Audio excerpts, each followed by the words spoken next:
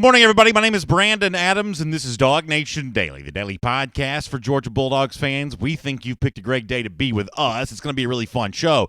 I thought Mike Griffith had a really interesting report yesterday at DawgNation with the possibility that Derek Ansley is indeed in the mix for the Georgia defensive coordinator opening. We will talk about that on today's show. We'll have a little more on the Jim Chaney, Georgia-Tennessee thing. There's actually a point to be made about Tennessee here that I don't think anyone else has made yet, but I think if you're a Georgia fan, you are going to like this. So we'll do that. We'll congratulate the Georgia basketball team on a win yesterday against Vanderbilt. It's a busy show for us. We're glad you're here. DawgNation Daily begins right now.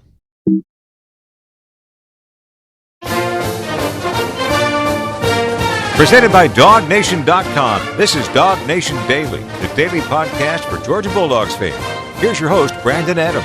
All right, coming up on the show a little later on, I am going to make a little thing into kind of a big thing, which can sometimes be dangerous, making more of something than it's probably intended to be. But if you're a Georgia fan, I think you'll like this, and I think you'll come along with me on this journey here coming up in just a moment, because the big story, not just around Georgia as of late, but really around the SEC and to a certain extent all of college football, is the battle that is seemingly going on between Georgia and Tennessee now that Tennessee has hired Jim Chaney. Chaney leaving Georgia to go to the Vols, and as we've said on the program now for a couple of days, both schools have their sort of own side of the story about what all this is.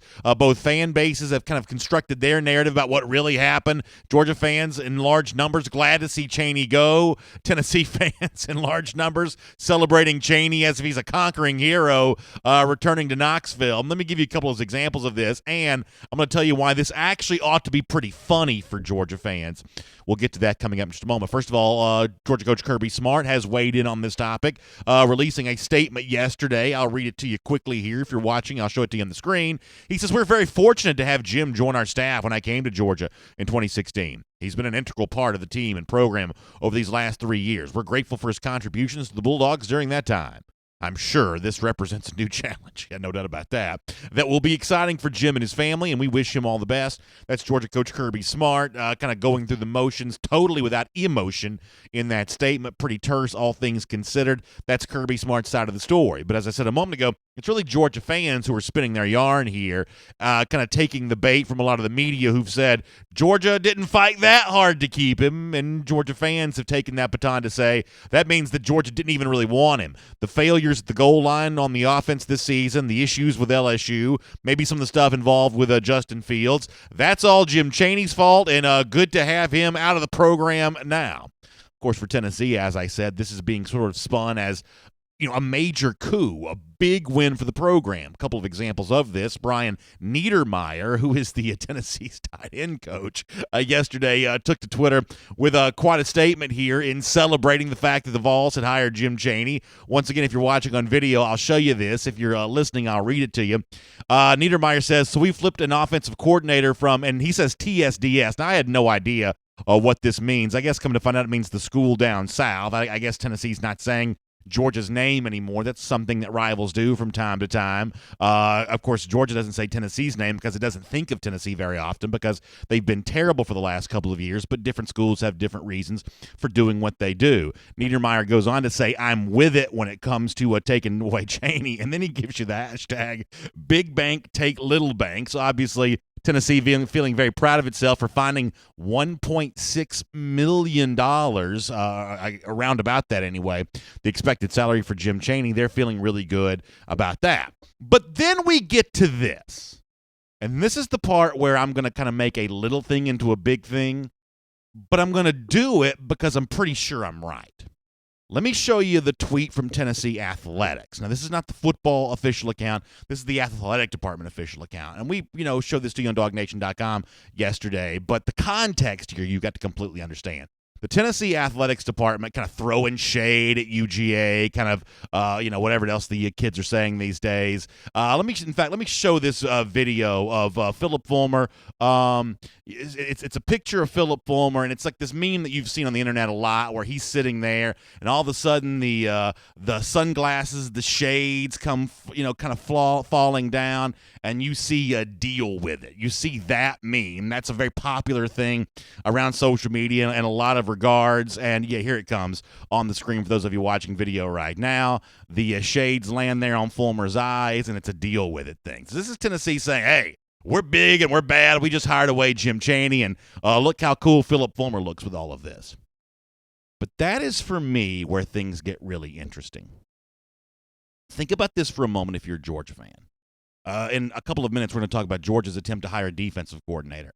Let's say that Georgia does hire, and we've probably seen enough of that on video. I don't know that Georgia fans want to keep seeing Phillip Fulmer there with all that going on. But think about if Georgia made a big-time coordinator hire. Can you imagine Georgia celebrating as if it's a big accomplishment for athletic director Greg McGarity? Because the leader of the Georgia football program is not McGarity. He's the athletic director. He's technically the coach's boss.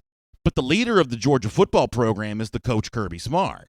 So if Georgia made a big hire as a coordinator or retaining Sam Pittman, which Jeff Sintel from DawgNation reported yesterday that Georgia's going to do, that's not viewed as, look how big and bad the athletic director is.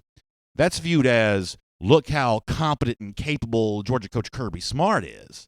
It's a very different scenario, I think, at Georgia compared to Tennessee. When you see Tennessee hiring Jim Chaney, instead of that being projected as a big win for a young head coach going into his second year, Jeremy Pruitt, no, it's deal with it, Phillip Fulmer. Phillip Fulmer's the guy that gets the sunglasses meme. He's the guy that gets to say deal with it. This is being treated as a big win for Fulmer? Well, who is it that's the face of the Tennessee program right now? Is it Fulmer or is it Pruitt? Well, if there's any debate about that whatsoever, I think that's a potential problem for Tennessee. And the more I think about it, the hiring of Jim Chaney with the contract that he's going to get, the salary he's going to get paid, I think that could only further kind of expose the potential rift that could exist between Pruitt and Fulmer over just exactly who has full control over the Tennessee football team and just exactly who is the true face of the Tennessee program. If you don't believe me, let me give you some more evidence. Let's go back to last spring and summer when Phillip Fulmer was kind of inserted there as a Tennessee athletic director. And, he's making the media rounds and obviously is a former very good Tennessee coach. He's asked what the influence that he's going to have on the current Tennessee coach, a guy who at that time, Jeremy Pruitt, had never coached a game before. And Fulmer, he tries to say the right things. He tries to be the guy who's hands off. Hey, I'm just here to be the athletic director. But listen here to the examples of how, when it's all said and done, Fulmer kind of can't really help himself. Here is Phillip Fulmer from before the start of the season talking about what he thought his relationship with Jeremy Pruitt was supposed to be. Take a listen. That's a fine line. I'm not the coach. I don't want to be the coach. He's the coach.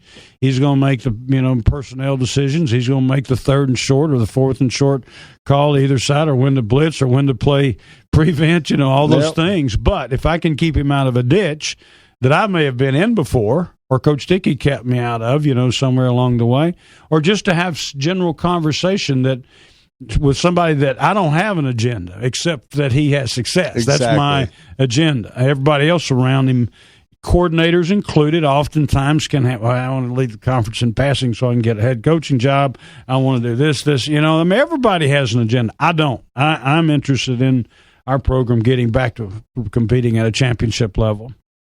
I got to tell you, I find that audio to be fascinating. Jeremy Pruitt's the coach. It's his team.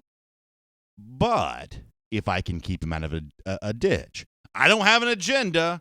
I just want what's best for Tennessee. But if I feel like this young, inexperienced coach is veering in the wrong direction, I'll come and take part of the control and maybe take all the credit. Because after all, when you look at the Jim Chaney hire, the way that it was spun by Tennessee on social media yesterday, who does it seem is getting the credit for this, for corralling that money to get this done? Is it Pruitt moving into his second year or Phillip Fulmer as the athletic director? You seem to see, based on the, hey, deal with it shades meme, that this is a celebration for Fulmer, maybe more so than a celebration for Pruitt. Once again, to sort of put maybe too fine of a point on this, but to kind of further accentuate this, here's a little more from Fulmer talking about what he thinks his relationship with Pruitt's going to be. Ask yourself this question. As a Georgia fan who knows Pruitt going back to the time that he was Georgia's defensive coordinator, does the description that Fulmer provides of how he thinks he might help Pruitt, does that sound like something that Jeremy Pruitt's going to enjoy? Here's more from Phillip Fulmer. And the only experience I had to draw from would have been my experience as a head coach. And I was really fortunate to have Doug Dickey there for me. You know, he had been a coach at Tennessee. You know, he knew the place, he knew the people. It was a good transition, an easy transition. And when I needed help, he was there. And I wasn't so prideful that I didn't ask for the help or advice. Now, we didn't always agree. Fact is, I think sometimes he came down and just threw stuff on the wall, you know, to see what would stick and what where the conversation might go, and that was healthy too. And I think Jeremy and I have that same kind of relationship. I've been where he's trying to go, and I know what it looks like. He certainly knows what it looks like. Gosh, he's had success everywhere that he's been. Extreme, not just success, extreme success. I just think it's a very good situation for us to build on. So Fulmer wants to go sit in Pruitt's office and just throw stuff at the wall and see what sticks. Can you imagine Jeremy Pruitt, the hard-driving, energetic guy that he is, having to sit there and listen to Fulmer just sort of expound on his theories on football and life? I think this is a powder keg. And I'm wrong about a lot. Maybe I'm wrong about this. Maybe these two guys are just two peas in a pod, and they'll be the happiest two guys for years and years and years to come. But I think the presence of Jim Chaney and the money that he's going to be paid, I think further exposes what is a complicated relationship with a big personality like Fulmer as athletic director and a big personality like Jeremy Pruitt as head coach. Because the money Chaney's getting paid comes from somewhere. There are some boosters around that Tennessee program who are going to be a little more interested in the scenario on the field this season because they've been asked to pony up a little more to expand the coaching staff. And I think the relationship and the story between Fulmer and Pruitt is just getting started here. Little thing when it comes to who gets the credit for hiring Jim Chaney, maybe so. But little things over time have a way of turning into big things. The situation with Tennessee there, I think, is going to get pretty interesting as we move on in the future. My name is Brandon Adams. This is DawgNation Daily, the daily podcast for Georgia Bulldogs fans. And I'd love to hear your thoughts on this. Do you think that the relationship between Fulmer and Pruitt can last forever? Is this a relationship that can really work? And how does the Jim Chaney thing complicate that? If you want to weigh into me on Twitter at DawgNation Daily, love to have you do that. We also post the show every day as a podcast at the world-famous DawgNation.com. That's a great place for you to weigh in on this. And I'm going to write in the forum later on today on this very subject. So check out the forum at forum.DawgNation.com. Another great way for you to weigh in on this show. I really don't consider this topic to be over until you've had your chance to weigh in, so we're going to do that today. And of course, thanks for being with us here today live on the program on video, 10 a.m., DawgNation, Facebook, YouTube, Twitter. We're also on the radio at noon on Athens Sports Radio 960 The Rep, and as I said, we're available as a podcast as well. We really appreciate you being with us. Later on today, we're also going to get some more details on just exactly, how interesting this scenario has been as Jim Chaney leaves Georgia and goes to Tennessee, what it means from both programs. We're going to bring in an expert from Knoxville, Jimmy Hyams from WNML, great radio station in Knoxville. Jimmy, a great evaluator of things going on around the SEC. Jimmy Hyams going to give us some really good stuff coming up on this in just a couple of minutes. Before that, though, let's go around the doghouse here on this Thursday, brought to you by Online Trading Academy. And I mentioned this to our video audience before our show began that there was a really interesting piece at DawgNation.com yesterday.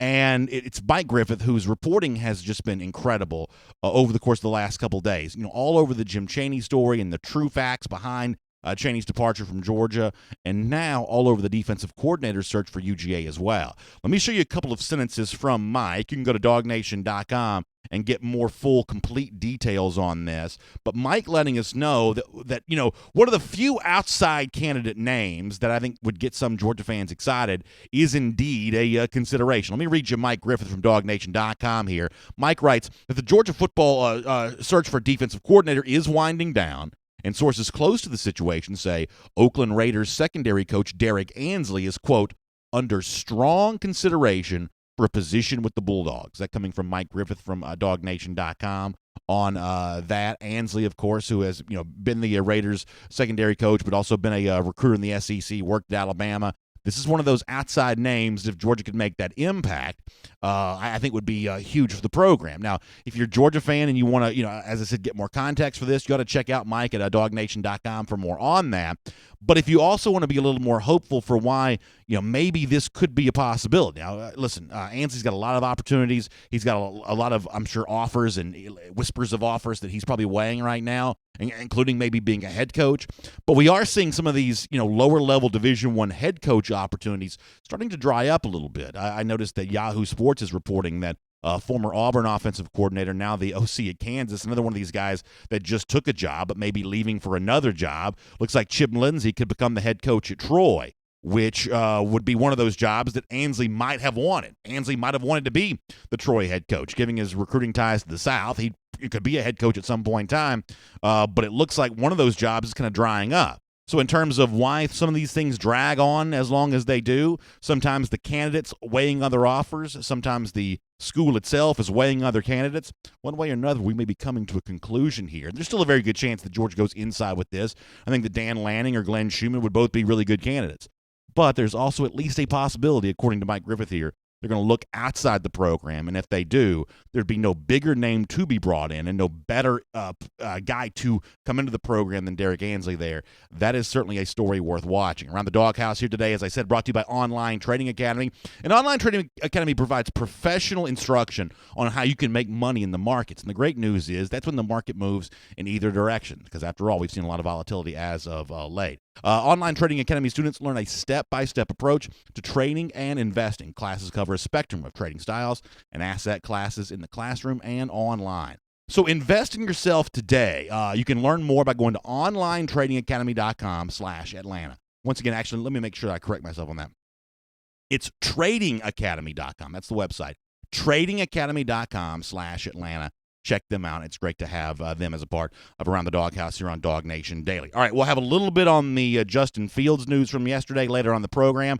For now, though, more on the big story between Chaney, what happened at Georgia, what's next for Tennessee. Let's talk to an expert on that subject. Let's talk to Jimmy Hyams right now.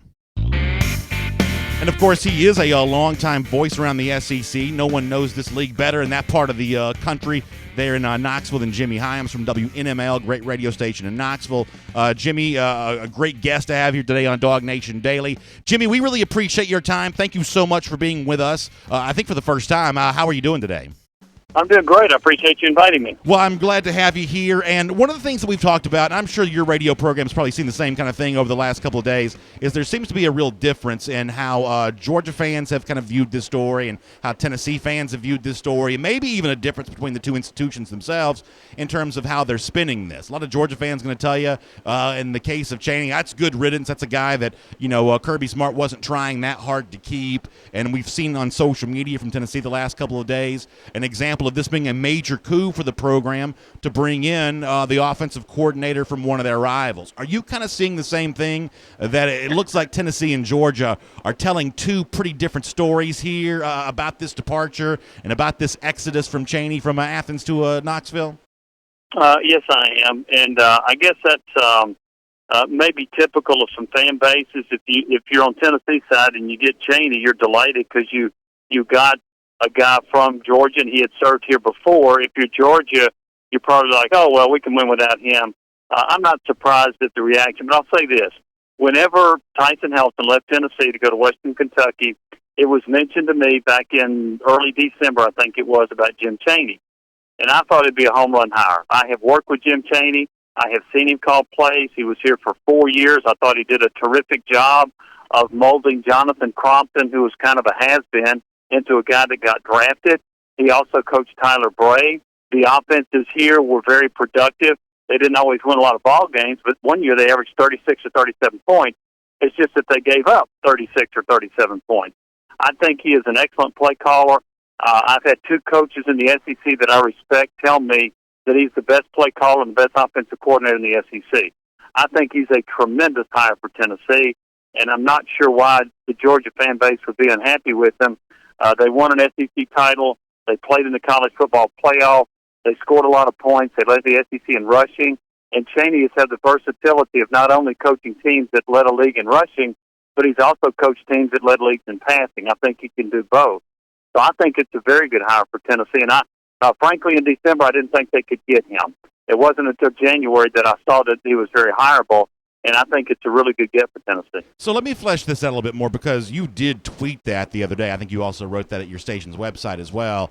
Yes, but about the idea of what sources had told you about, how Jim Chaney is viewed in terms of the hierarchy of SEC play callers. And I'll tell you, Jimmy, I've talked on the show about the overall statistical profile for Chaney at Georgia being very good. You mentioned some of the stats. There are others that you could point to that suggest that Chaney did do a good job with the Georgia offense. But let me let you respond to what the rebuttal from a lot of Georgia fans is, because I'm honestly curious of your opinion on this.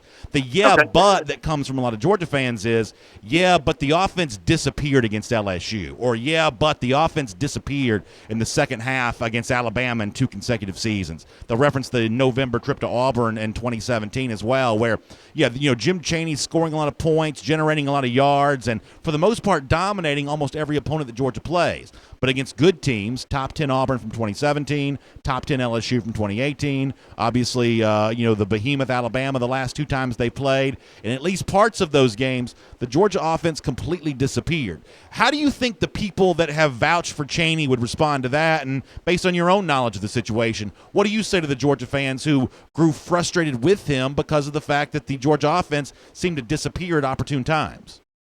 How did Alabama's offense do against Auburn a year ago? How did Alabama's defense do against Clemson? How did Nick Saban do his first year at Alabama when he lost to Louisiana Monroe? Nobody's going to have perfect games all the time. There's not that coach out there. I've seen Bill Belichick make some decisions that I thought were incredibly stupid. And he's one of the greatest coaches in the history of the NFL.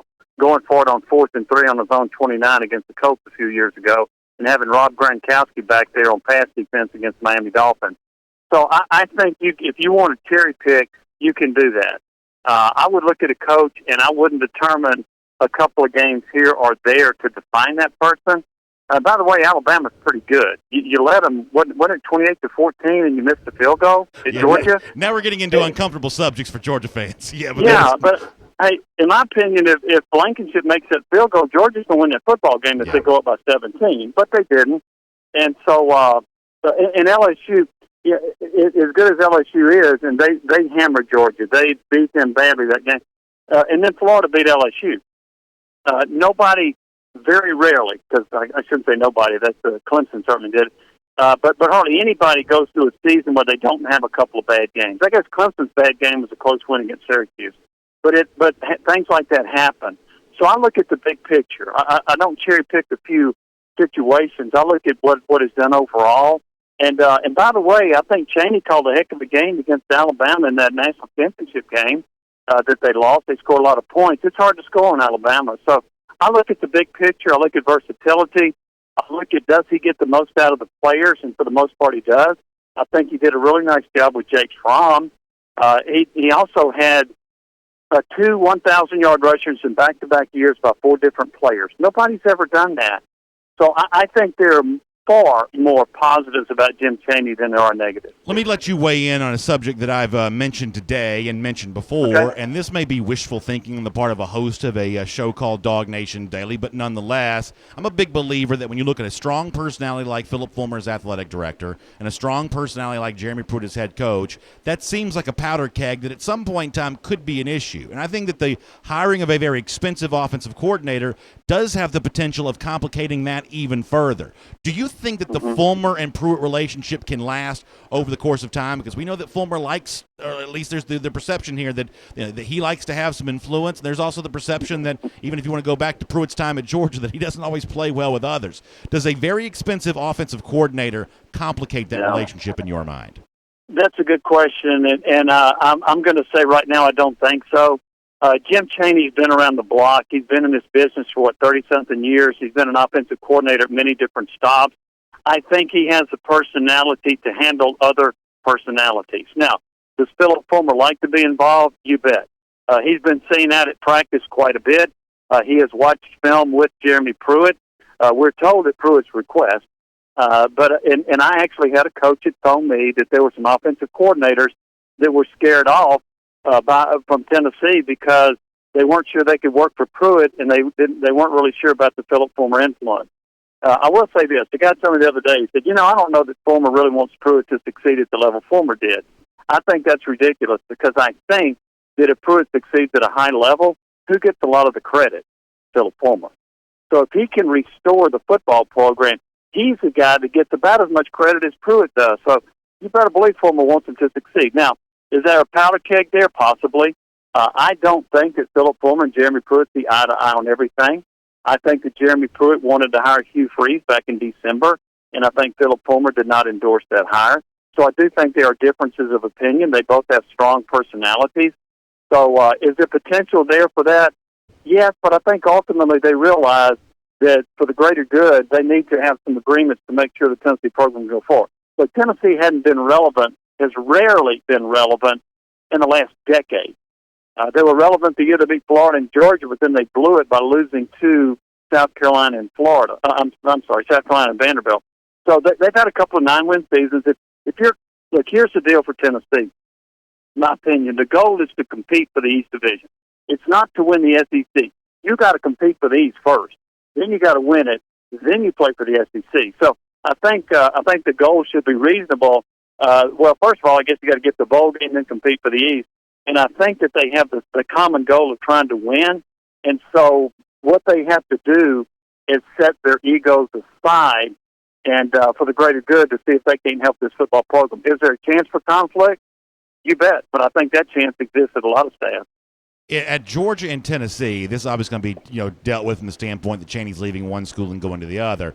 Around the rest of the country, though, the only part of this is going to get any attention whatsoever is the money Chaney is making, the salary that he's going to be paid. It certainly sounds like an awful lot of money. Is there any reason for anyone to pump the brakes and say, is it too much money? I mean, does the money really matter here? It's going to get a lot of headlines and a lot of attention, especially if it's as high as what's been reported, which there's no reason for me to believe that it won't be. Any concern about paying Chaney that much money? Yeah, I guess so. I mean, Tennessee has the funds to do it. So, and as I'm sure you reported, it's 3 years at $4.8 million. He starts at 1.5, goes to 1.6, then 1.7. I found out today that his first year he'll pay taxes of $485,000. I would love to find a day when I can pay that much in taxes, but I haven't reached that point yet. I would like to pay taxes on $485,000. But Chaney's by far the highest-paid offensive assistant in the country.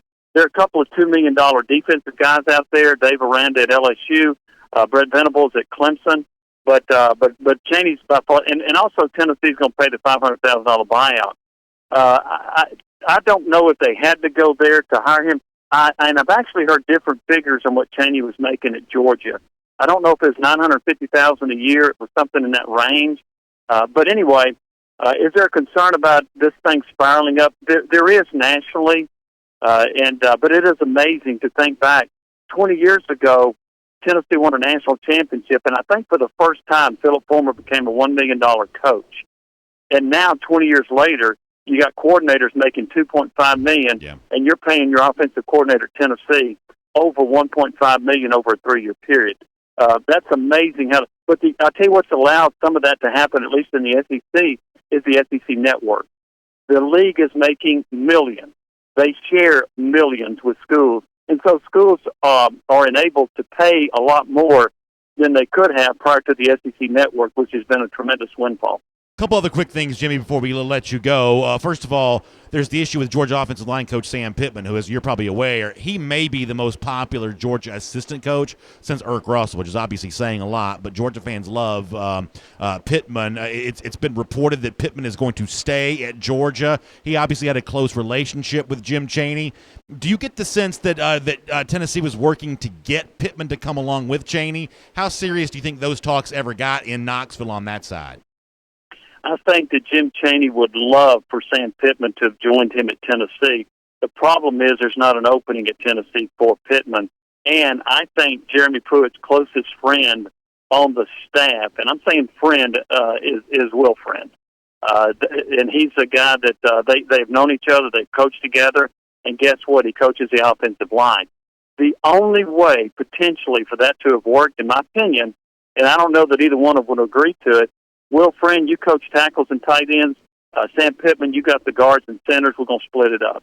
Tennessee did that years ago with 2 offensive line coaches, and it didn't work. and I don't think that it would have worked in this case. But that's probably about the only way that Tennessee would have been able to get Sam Pittman. I did ask the question of somebody close to Chaney recently, would Chaney go to Tennessee without Pittman? And they told me yes. Now, as you know, Pittman and Chaney coached together at Tennessee. They coached together at Arkansas. They've been together at Georgia. They're very close. They work very well together. But at this point, I don't see Pittman coming here. One other thing I'll add, I asked Jeremy Pruitt yesterday during our interview, would Chaney coach quarterbacks? And he said, we haven't worked that out yet. Okay. And I'm thinking, wait a minute. So that tells me that there could be more potential changes on this offensive staff. And what they might be, I'm not sure. But I would not be surprised to see Pittman stay, but I would also not be surprised to see Tennessee make some more changes on its staff. Jimmy, real quick final question for you. You alluded to this earlier, and I do think this is an important thing to ask. Obviously, hiring Chaney is more about a long-term deal of what Tennessee can be over the next 3 years, but there's the issue of 2019 to deal with. Georgia's obviously still really good. Florida seems like a program ascending a bit with Dan Mullen. Missouri wasn't too bad this season. How do you think Tennessee fits into that picture next season? What does Jim Chaney mean immediately for the Vols? I think what he needs is a better offensive line. That's what he needs, and I don't know that he's going to get it. Now, there are a lot of ifs. If Tennessee can get Darnell Wright, who's a top offensive tackle prospect out of West Virginia, to go to Wanye Morris, who's out of Georgia, if they can get those two, and they've already got Morris, if they can get Wright, that automatically makes the offensive line better. They signed the best offensive lineman in the state of Tennessee. They signed one of the other three top linemen in the state, the kid out of Memphis. So, and I don't know if they're going to get Trey Smith back. He's got the blood clot issue. He may never play again. But with those, they've got three freshmen that can come in and either play a lot or start. That's where it begins with Tennessee. If Tennessee doesn't upgrade the offensive line considerably, it's going to be hard for them to be successful. Chaney is going to have to do more with less. I don't think Tennessee is ready to make a big move next year. And in fact, before they hired Chaney, I had them going 5-7. With Chaney, they might get to the bowl game, which is 6-6. I think year 3 is when you see Tennessee make its move, but I don't see Tennessee being considerably better in 2019 than it was in 2018. Well, I'll tell you what, Jimmy, you are a great guy to have on the show. Obviously, this is a very interesting overlap between Georgia and Tennessee. For Dog fans who want to find out more about one of those East rivals, how can people get in touch with you, hear the radio program, or any of the other content that you're putting out? My blogs are on sportsradiownml.com, and I post usually a couple blogs a week. Also, my Twitter account is @JimmyHimes, and be careful with that. I have had at one point 24 fake accounts out there. And it kind of bothers me because people put out fake news. Like a month ago, they had me saying that Hugh Freeze had been hired. Wasn't true. But @JimmyHimes is my Twitter account, and so if you want to email me, Jimmy.Himes@Cumulus.com. I respond to every email I get. I respond to every tweet, I guess you'd say, that I send out. I try not to respond to ones I don't. Sure. But anyway, that's how you can get in touch with me. And we do our show every day from 3 to 7. You can find us on 990 AM, 99.1 FM. Hey, thanks for your time, Jimmy. We'll talk to you soon, okay? Thanks for having me. Let's take a look around the rest of the league. This is SEC Through. Good stuff from Jimmy Hyams there, WNML in Knoxville, a guy who knows the Tennessee program really well. And it's kind of interesting. He confirms a couple of things that we've sort of had ideas about that, yeah, you know what? That issue between Fulmer and Pruitt, now he doesn't say it's going to indeed, veer into the direction of being problematic, but he does indicate that around here on DawgNation Daily, we're not the only ones who've said that. Did you hear that that Pruitt may have wanted to hire Hugh Freeze at one point in time? Fulmer says no. Some offensive coordinators scared off of that job because of the influence that Fulmer might have there and the relationship therein. That's one of the reasons why we like bringing in these outside voices to the program, because I do think they can give us some insight on the other side of things sometimes that we can't necessarily get on our own. And I thought that was really pretty interesting there. Pretty interesting. So it also, you sort of get the sense that in terms of holding on to Sam Pittman, which Georgia is going to do, that the bigger threat may not have been Tennessee. It may have actually been Alabama, assuming Brent Key is on his way out there. But one way or another, it looks like Georgia has kept really what I think is the nucleus of this program from an offensive standpoint, more so than the offensive coordinator, I think, is Sam Pittman. Georgia's a unique program in that regard. We've discussed that before, and holding on to Pittman is going to end up being key for UGA. Before we do the rest of our SEC through, there was one thing I was supposed to do early in the program I forgot. I don't want you to forget about this, though, because it's going to be gigantic next week. Another great countdown to signing day event at the Marlows in Beaufort. Y'all know that that's the part of the country that I came from. I grew up in Hall County, lived in Gwinnett County for a long time. So Beaufort, I mean, that's right there, my old stomping ground. So I love being back up there in North Gwinnett County, right there at the Mall of Georgia, and would love to have you come out and see us if you can be anywhere near Beaufort by this Tuesday. It's 6 to 8 p.m. on January 15th. Marlowe's Tavern. It's 3333 Beaufort Drive, but it's the Mall of Georgia location. So when you find the Mall of Georgia, you've essentially found that Marlowe's Tavern right there in Beaufort. They'll have specials that night. You wear your red and black. You can get the complimentary appetizer. It's a great opportunity for you to be a big part of a big thing. And it all goes down this upcoming Tuesday for the Countdown to Signing Day event. I hope you'll be there. Jeff Sintel was great at this event last week, really giving some inside scoop and some inside skinny. So please check that out this upcoming Tuesday, another Countdown to Signing Day event, this time at the Marlowe's Tavern in Beaufort. What a great time that's going to be. All right, a couple of SEC stories to get to, and then I do want to talk about Dustin Fields for a moment. Speaking of Fields, the transfer portal was a topic yesterday. This time a different quarterback has found his way into there, been sucked into the transfer portal. It's now former Alabama quarterback Jalen Hurts. I'm going to say former because it looks like he's on his way to a new team. And one of these online sports books, and I apologize for not knowing which one, it's our friends at MyBookie. Let me give credit where credit's due. Our friends at MyBookie have got odds up for the transfer destination for Jalen Hurts here. They've got TCU as the favorite to land Hurts. TCU the favorite to land Hurts here. They've got Auburn next at 5-1. TCU's at 4-1. Auburn's at 5-1. Maryland also at 5-1 as well. You'll understand the connection there with Mike Loxley. Miami's also in the mix. I guess Jalen Hurts has recently followed a lot of Miami accounts. We typically take that kind of stuff as pretty serious sometimes. It looks like he's followed a lot of Miami stuff on social media. That may mean something, that may not. You got Houston and Arkansas in the mix there as well. Also, he's 7-1 to remain at Alabama. So our friends at MyBookie putting those odds out there. That's going to be one of the big stories to follow. And let me tell you something. I don't believe that Hurts would ever go to Auburn, but if he ever did, man, how interesting would that be? But Jalen Hurts is in the transfer portal right now. John Greenert is a former linebacker at Louisville, and he actually put up some pretty good stats. It looks like he's on his way as a transfer to Florida. And, you know, I'm a big believer that these transfers, I think we actually have Greener's announcement we can put up here on social media. He says, I want to thank God for giving me the opportunity to still be able to play this game. He's been hurt. That's what he's referencing there. Thank the other universities for considering me as well. With that being said, I'm going to continue my collegiate career as a grad student at the University of Florida. So a grad transfer is Greenert. This is a guy that's had, you know, a good number of tackles for loss, had 50-something tackles most recent season for Louisville. This is a guy that, you know, that's played a little football. I think that does give Florida a little help defensively, I'm guessing. Now, we've seen examples of this at Georgia.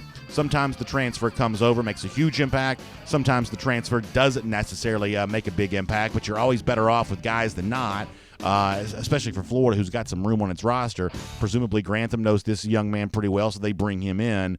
That may be one of those things worth watching here for a moment. And then finally, let me finish with this.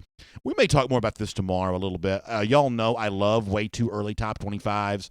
We congratulated Athlon Sports for being the first of those, I believe, and I don't want to give credit where credit isn't due, but I believe that Athlon Sports was the first way too early top 25 here for the calendar year of 2019. Shortly after that, we've seen Dennis Dodd, CBS Sports. We've seen Mark Schlabach from ESPN.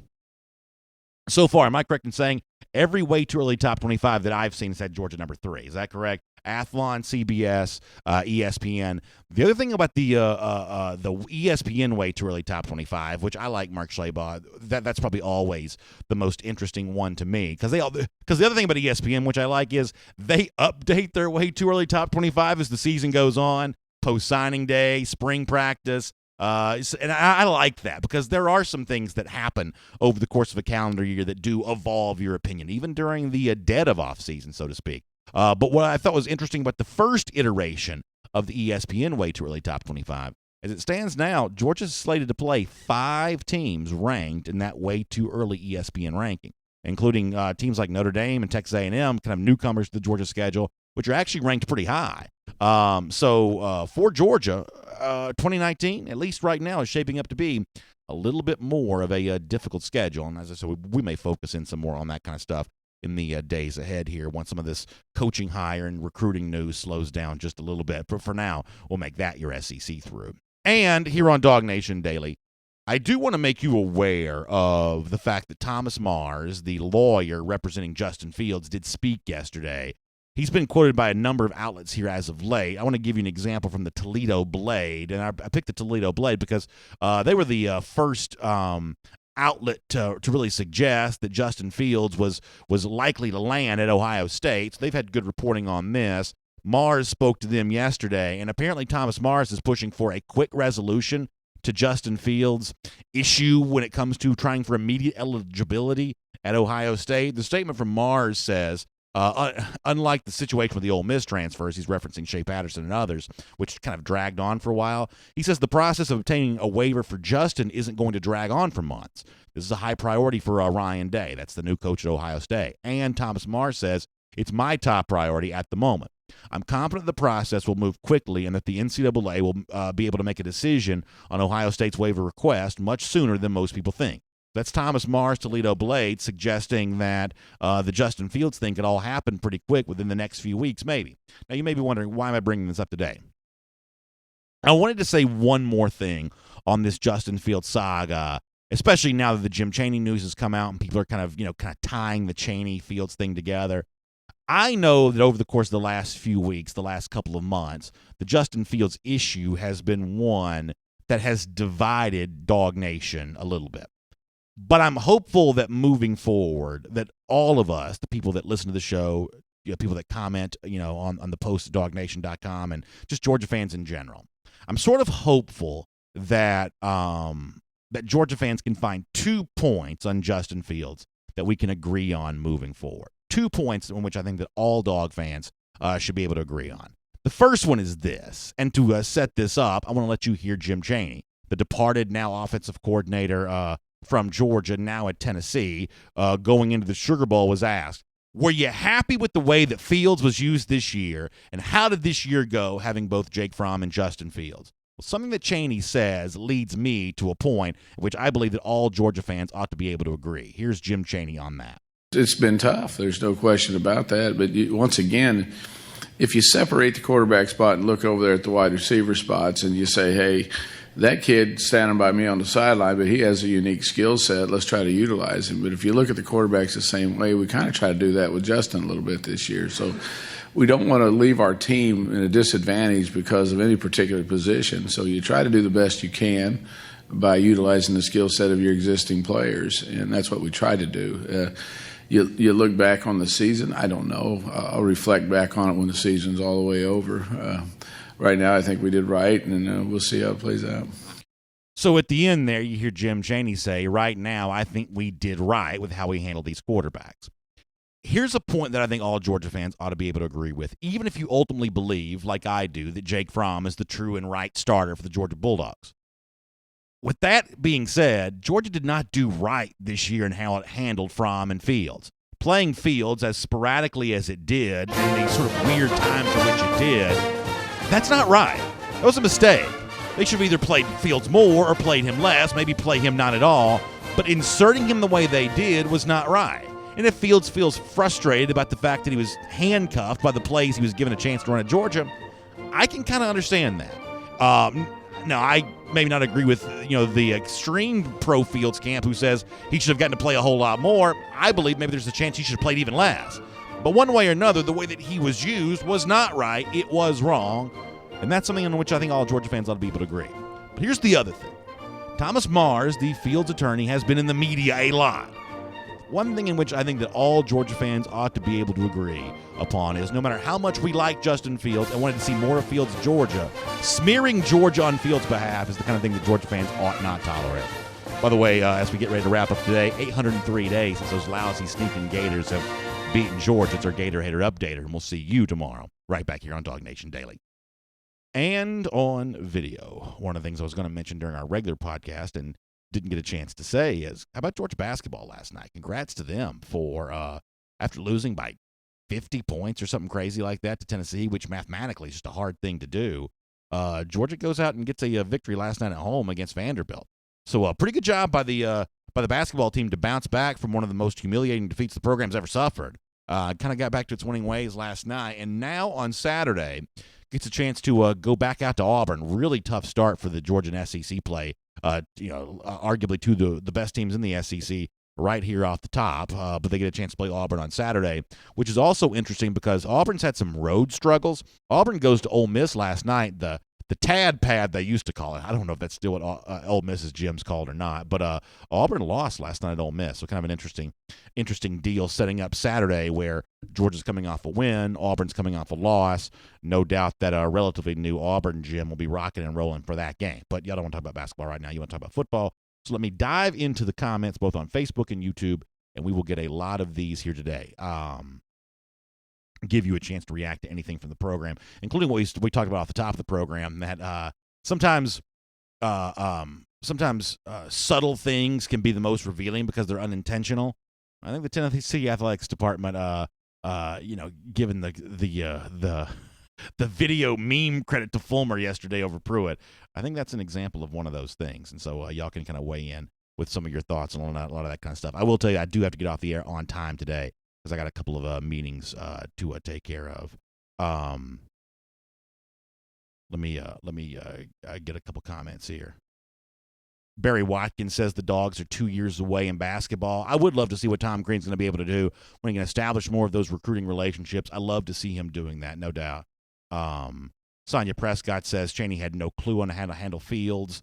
You can certainly say that. You can certainly say that. Phil Rogers says any names for offensive coordinator being thrown around there.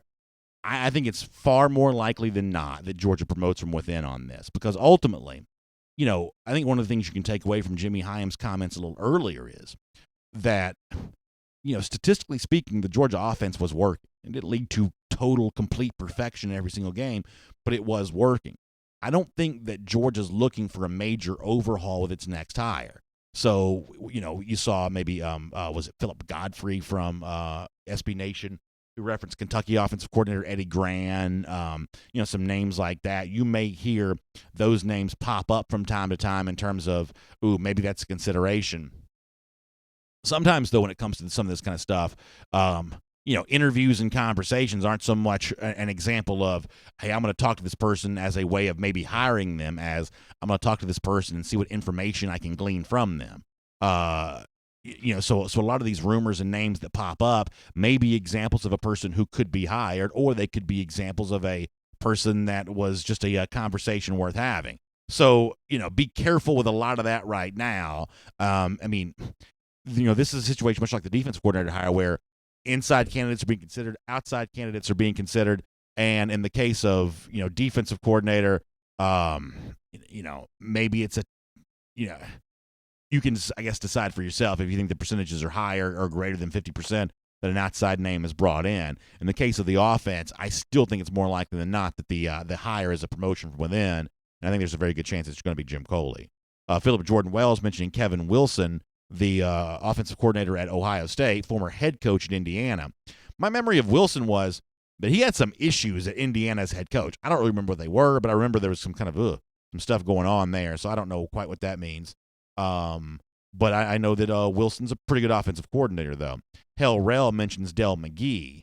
Does Del McGee want to be Georgia offensive coordinator? I don't know. I think McGee wants to be a head coach. That may be the next promotion he's looking for. I don't know that he has aspirations of necessarily being a play caller because I don't know that that's really his path to being a head coach. Some people want to be play callers because in this current age of football, NFL, college, probably even high school too for that matter, it's that offensive, expertise that really is the pathway to being a head coach. McGee does not need that to be a head coach. McGee, I think, is going to have his opportunities to become a head coach without being an offensive coordinator first. And, he may not articulate it this way, but I think it's probably true nonetheless. Being an offensive coordinator only potentially complicates that issue, if that's indeed, what goes on there. Dale Hall says, "BA, can you impersonate Larry Munson?" Dale, I can barely do my own voice, much less do anyone else's voice. But listen, I love Munson as much as anybody. as much as anybody for sure. Richard Kenmore says, give Coley the offensive coordinator job, McGee a pay raise, and we're good. Yeah, I mean, I think most people are united around this idea that those three names, Pittman, Coley, McGee, all three deserve big raises, and that if the money that could have been spent retaining Jim Chaney is being spent to give raises and retaining those three recruiting behemoths, McGee and Pittman and Coley, then that's money well spent. I really do truly believe that the play caller for Georgia is actually just, I don't want to say it's unimportant because it's not unimportant, but it is not as important as some people make it out to be. That the better players make play calls look smart and inferior players make play calls look dumb. And as long as Georgia maintains the talent level it has and looks to increase that, especially at the wide receiver position, I think the play calling for Georgia is actually going to look pretty smart no matter who's calling the plays. Matt Rukavina says, BA, any word on Plumlee? Still good on that front? I think the Plumlee thing is still yet to be determined. I think Plumlee's going to have some offers. I think there's a lot of overtures being made to a lot of schools for him, maybe Miami the latest there. And I think that Georgia is still looking to fill out its class with best players available. So in terms of Georgia, the interest from other programs right now has not exactly moved Georgia to kind of handle Plumlee any differently. But as Jeff Sentell said on Before the Hedges yesterday, and I don't want to put words in Jeff's mouth, but it sounds like Plumlee really likes Georgia.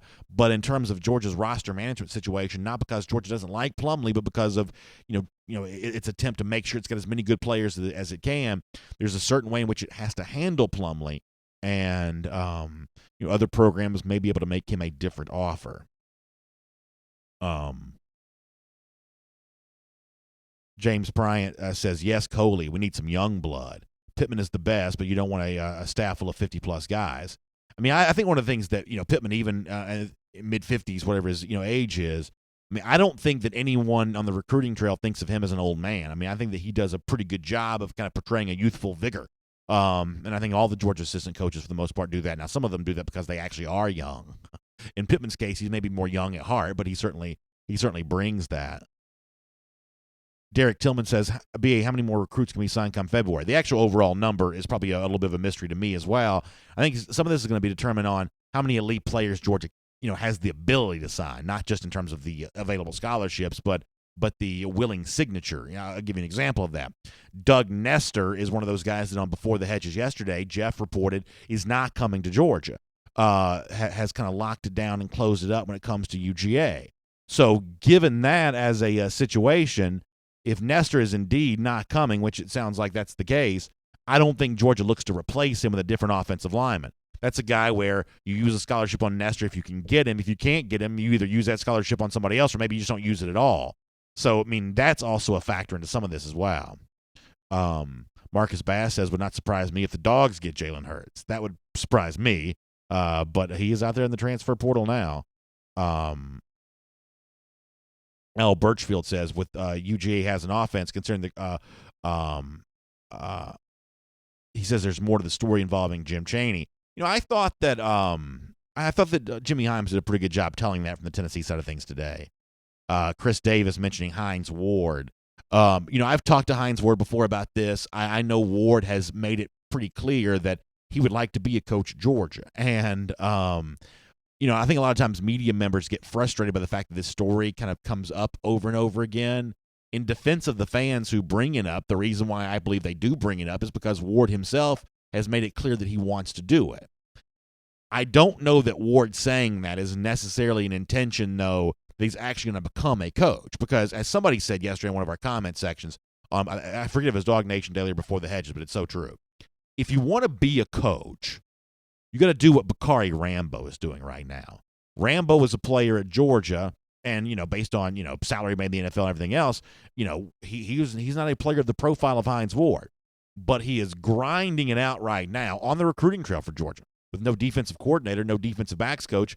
Rambo has sort of stepped in that void as a coach. He may be a coach at Georgia sometime soon. If he's not a coach at Georgia, he's going to be a coach somewhere sometime soon because he's putting in the work right now, learning from people who are a little further ahead on the path than he is, and that's how you become a coach.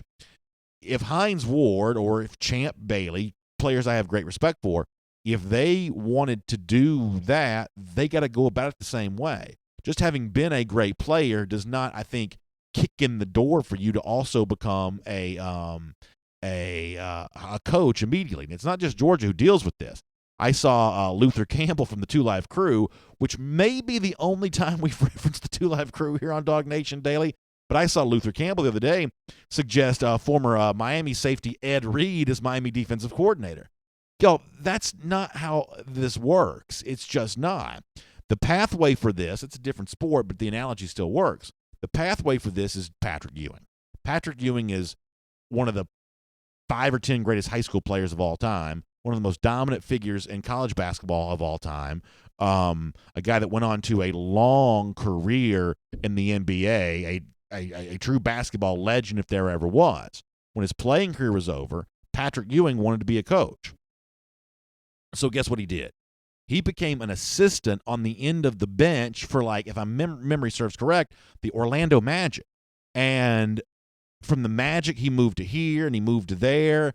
And he wasn't Patrick Ewing, basketball superstar. He was just dude sitting on the end of the bench. And that went on for a long time. Patrick Ewing's assistant basketball career is if you look at his Wikipedia page, that's a good number of years that he was an assistant coach for a bunch of rando NBA teams.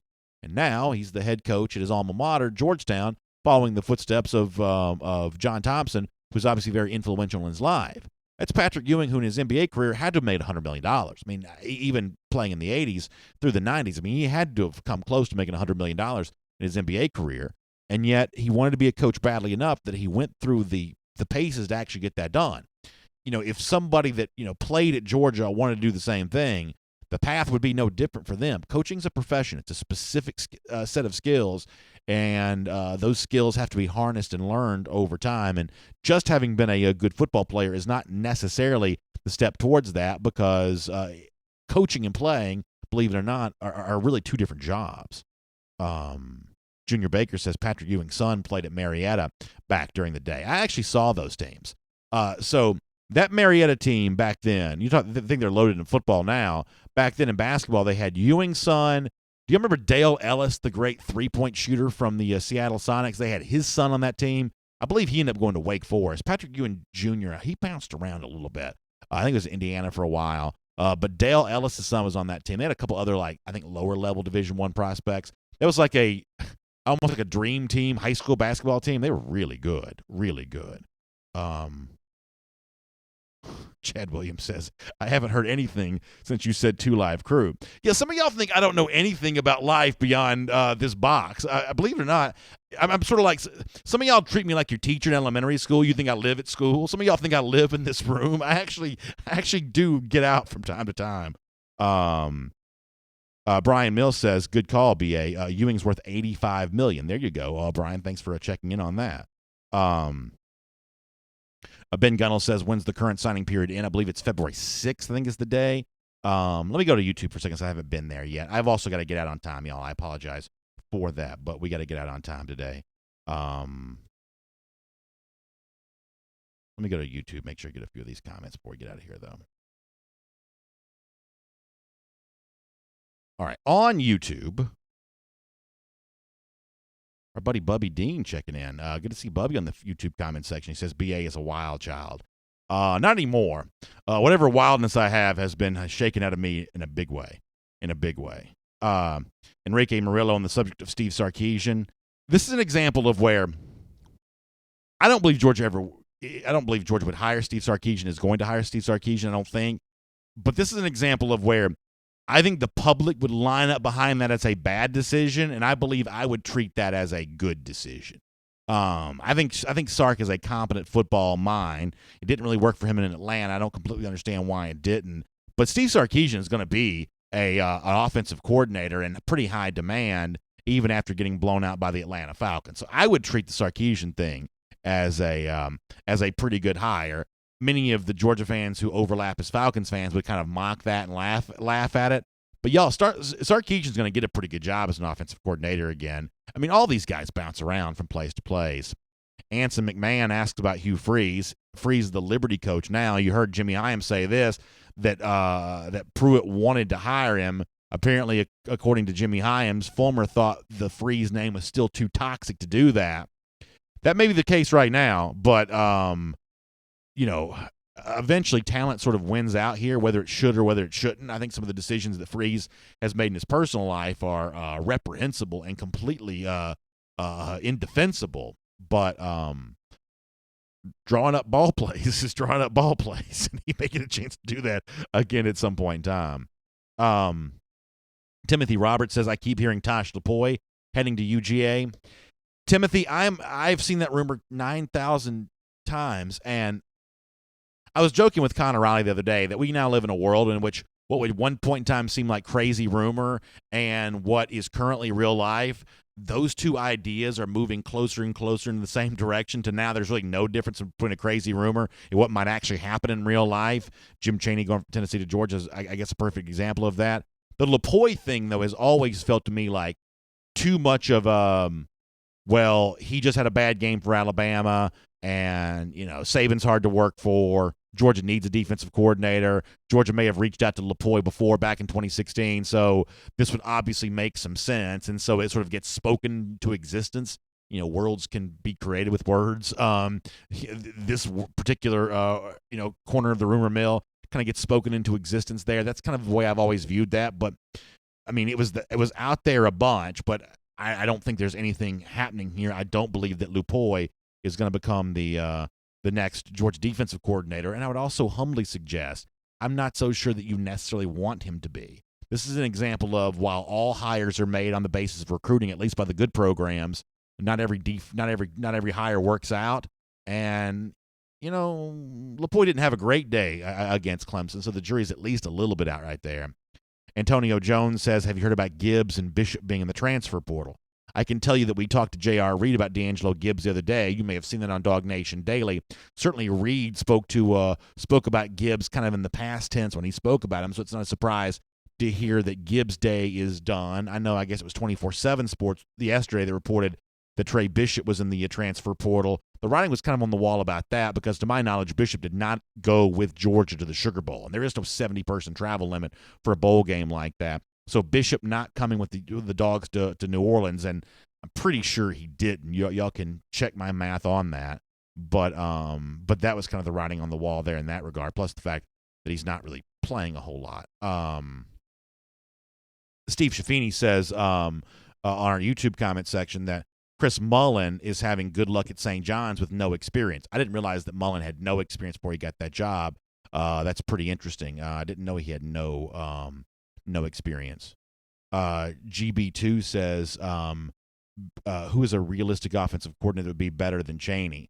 I don't necessarily think Georgia needs an offensive coordinator that's better than Chaney. This is where I think I'm different than many of you. Y'all want, some of you anyway, want a complete overhaul. I kind of just want to keep the thing going that's been going and maybe get better in games like LSU. And I don't think you need some really exciting, invigorating name to do that. If James Coley was announced today, I'd be fine with it. I get the impression that not all of you would be. Honestly, I really would be fine with it. I look forward to hearing your thoughts on that, but I truly would be fine with that. We got to go, but speaking of thoughts, Connor Raleigh, you've been awful quiet today. You're not chiming in today? What's up with you today? You in a bad mood?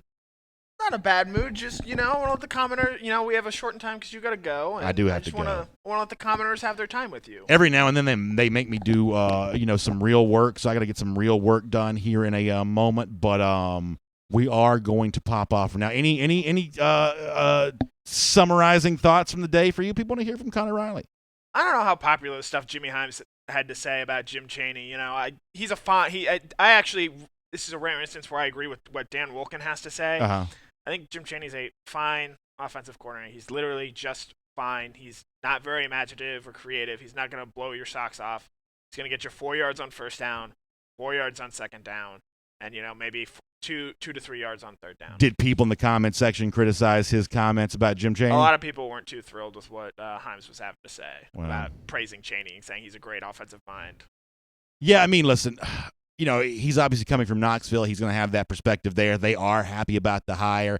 I mean, I think the takeaway from a Georgia fan on that's supposed to be not so much, Georgia's lost a guy that's good, but the fact that the Georgia offense is good pretty much to me, whoever's running it.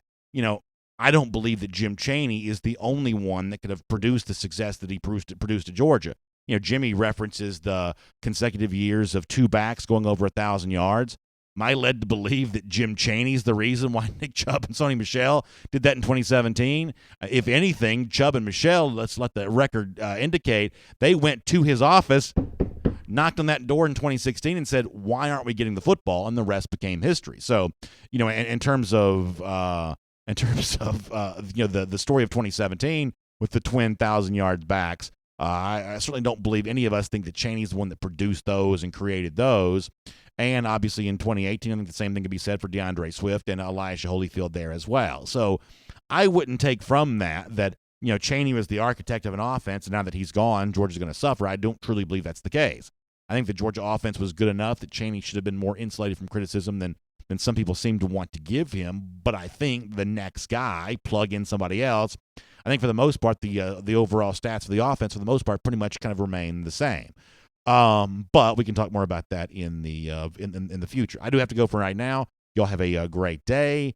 As I said, I'm going to be in the forum later on today, and if you want to respond more on this kind of stuff, we can certainly have a chance to do that. We'll talk to you then, and see you tomorrow back here 10 a.m. for another episode of DawgNation Daily.